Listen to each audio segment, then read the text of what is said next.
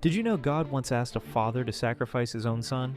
This is the incredible story of Abraham's ultimate test of faith.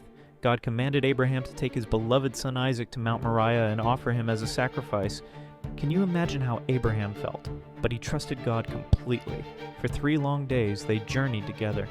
Isaac innocently asked his father, "Where is the lamb for the sacrifice?" Abraham's heart must have broken as he replied, "God will provide for himself the lamb." On the mountain, Abraham built an altar and bound Isaac. Just as he raised the knife, an angel stopped him. God had seen Abraham's faith and provided a ram caught in nearby bushes. This amazing story points to Jesus. Just like God provided that ram to save Isaac, he provided his own son Jesus to save us all. Abraham said God will provide the lamb, and thousands of years later, God did exactly that. When you face impossible situations, remember Abraham's story.